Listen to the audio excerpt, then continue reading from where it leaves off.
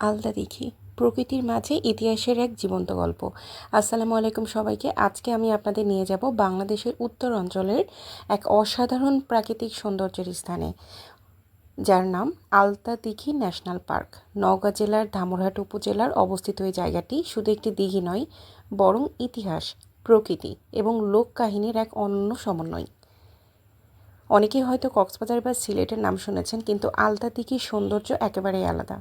এখানে গেলে মনে হবে আপনি যেন সবুজে ঘেরা অন্য এক জগতে চলে এসেছেন। আলতা দিঘিকে ঘিরে একটি জনপ্রিয় লোককাহিনী রয়েছে, অনেকেই হয়তো জানেন না, সেটাই আমি আজকে বলবো। বহু বছর আগে এক রাজা এবং রানী এই এলাকায় বসবাস করতেন। রানী একটি বিশাল দিঘি খননের ইচ্ছা প্রকাশ করেন। তখন রাজা বলেন, তুমি যতদূর হাঁটতে পারবে ততদূর পর্যন্ত দিঘি খনন করা হবে। রানী হাঁটতে শুরু করেন, কিন্তু তার হাঁটা যেন শেষ হচ্ছিল না। তখন রাজা চিন্তিত হয়ে পড়েন। পরে কৌশলে রানীর পায়ে আলতা লাগিয়ে রক্ত বের হয়েছে বলে জানানো হয়। রানী তখন থেমে যান, আর সেই পর্যন্তই দিঘি খনন করা হয়, যেই আলতা দিঘির নামকরণ করা হয় আলতা দিঘি। জাতীয় উদ্যান হিসেবে আলতা দিঘিকে কেন্দ্র করে গড়ে উঠেছে বিশাল বনভূমি। অনেক বড় জায়গা নিয়ে এটি কিন্তু গঠিত। বাংলাদেশের সরকার 2011 সালে এটি জাতীয় উদ্যান হিসেবে ঘোষণা করে। বর্তমানে প্রায় 264 হেক্টর এলাকা জুড়ে বিস্তৃত এই উদ্যান প্রকৃতিপ্রেমীদের জন্য এক বিশাল স্বর্গরাজ্য। এখানে রয়েছে বিশাল জলাশয়, শালবন, বিভিন্ন প্রজাতির গাছপালা এবং নানা ধরনের বন্যপ্রাণী।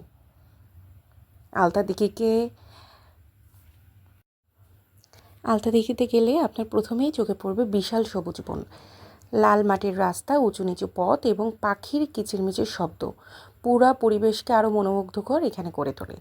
শীতকালে এখানে বিভিন্ন অতিথি পাখির আগমন ঘটে। সকালের কুয়াশা এবং বিকালের সূর্যাস্তের দৃশ্য এতটাই সুন্দর যে অনেক ফটোগ্রাফার এবং ভ্রমণপ্রেমী এখানে কিন্তু ছুটে আসেন। ভারতের সীমান্তের কাছাকাছি কিন্তু আলতা দিঘি। একটা বিশেষ আকর্ষণ হলো এটি বাংলাদেশ ভারত সীমান্তের খুবই কাছাকাছি অবস্থিত।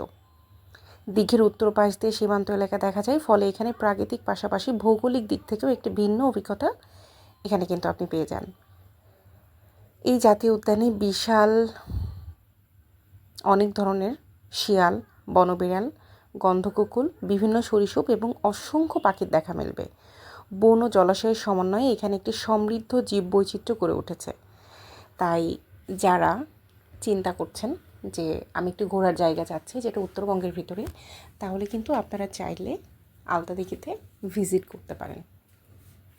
কারণ এখন কিন্তু মানুষ অনেক বেশি ঘুরতে পছন্দ করে। কেউ কিন্তু এখন সে আগের মতো নাই যে ঘরবন্দি। যদি একটু সময় পাই, যদি একটু অল্প সময়ের ভিতরে মনে হয় যে না আমি একটু নিজেকে রিফ্রেশ করতে চাচ্ছি, তাহলেই কিন্তু মানুষ ঘর থেকে বের হয়ে আশেপাশের যে সৌন্দর্যগুলো আছে সেটাকে উপভোগ করতে চায়। এবং আলতা দিঘির যে রাস্তাটা আপনারা হয়তো ভিডিওতে দেখেছেন, অসম্ভব সুন্দর। আপনি যদি বাইকে যান বা গাড়িতে যান বা অটো রিকশাতে যান বা ভ্যানে যান বা যেটাতেই আপনি যান না কেন, আপনি এত সুন্দর ফিল পাবেন। অসম্ভব সুন্দর রাস্তা। যারা উত্তর অঞ্চলের ভিতরে আছেন, যারা নওগাঁ জেলার ভিতরে আছেন, আপনারা অনেকেই নাম জানেন, বাট যারা একটু দূরে আছেন হয়তো আপনার এই নামটা জানেন না। খুবই কোয়ালিটিফুল টাইম আপনি এখানে উপভোগ করতে পারবেন। এবং আলতা দিঘির যে এরিয়াটা এখনকার সরকার আরও অনেক বেশি উন্নত করেছে। চারি সাইডে আপনার গাছপালা দিয়ে ভরা, সবুজে ভরা, সুন্দর সুন্দর কিছু বসার জায়গা করে রেখেছে যাতে আপনারা সময় কাটাতে পারেন, আড্ডা দিতে পারেন। এত সুন্দর করে কিছু জায়গা এখানে সুন্দর করে আপনার চা খাওয়ার জন্য বা হচ্ছে একটু গল্প করার জন্য ছোট ছোট করে আবার একটা ওয়াশরুমের ব্যবস্থাও কিন্তু এখানে করেছে। ইভেন আপনি চাইলে সাইডে ও সেখানেও কিন্তু বসে থেকে আপনি সময় কাটাতে পারবেন ঘাসের উপরে।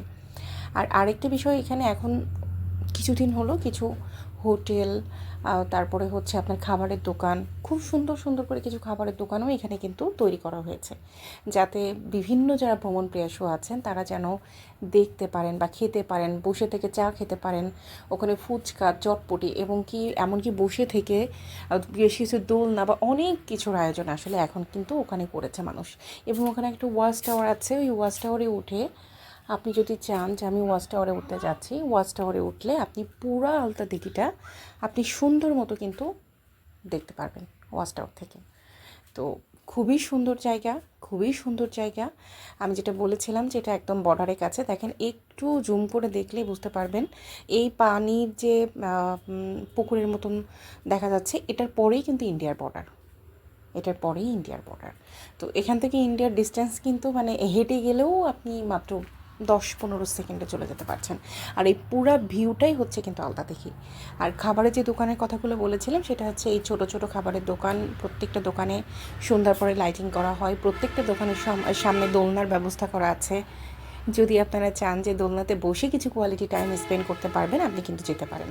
আর আমার তো ভীষণ ভালো লেগেছে, আমি এর আগেও একবার গিয়েছি, সেটা 2019-এ। বাট তখন থেকে এখন কিন্তু অনেক বেশি আপডেটেড। ভালো সময় কাটানোর জন্য এখন কিন্তু সুন্দর ব্যবস্থা করা হয়েছে। বিশেষ করে বসে থেকে একটু কোয়ালিটিফুল টাইম স্পেন্ড করার জন্য এখানে কিন্তু অনেক সুন্দর ব্যবস্থা করা হয়েছে। আশা করছি যারা যেতে চাচ্ছেন, আশেপাশে যারা আছেন, যারা এখনও যাননি, তারা যেতে পারেন। আর যারা উত্তরাঞ্চলের ভিতরে আছেন বাট নওগাঁ ডিস্ট্রিক্টের ভিতরে নাই, আপনারা চাইলে এখানে ভিজিট করতে পারেন। কক্সবাজার, সিলেট, আমরা কিন্তু হিউজ টাকা খরচ করে ভিজিটে যাই, হিউজ টাকা, হাজার হাজার টাকা খরচ করে হোটেল বুক করি, রিসোর্ট বুক করি, দেন আমরা টাইম স্পেন্ড করার জন্য ওখানে কিন্তু যাই। বাট আমাদের ঘরের পাশেই যদি এত সুন্দর একটা জায়গা থাকে, তাহলে কেন আমরা ভিজিট করব না? 100% করব, যাদের আসলে ঘোরার ইচ্ছা আছে। তো এক পলক দেখে নেন যে আলতাদিঘি আসলে কতটা সুন্দর।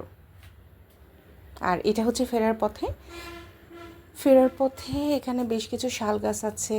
মানে এটা আসার রাস্তা, যাওয়ার রাস্তা সেম, বাট আমরা ঢুকেছিলাম একদিক থেকে, বের হয়েছিলাম আর একদিক থেকে। দ্যাটস ওয়াই আপনি এখন এই রাস্তাটা দেখতে পাচ্ছেন। এটা কিন্তু ঢোকার সময় রাস্তাটা কিন্তু এটা না, এটা বের হয়েছিলাম আমরা পেছন দিক থেকে, সেটার রাস্তাই এটা। তো থ্যাংক ইউ এতক্ষণ সময় নিয়ে যারা দেখেছেন। বাট আপনাদেরকে ওয়েলকাম করছি, যারা এখনও ভিজিট করেননি, ডেফিনেটলি আপনারা হচ্ছে আলতাদিঘি একবার হলেও ভিজিট করবেন।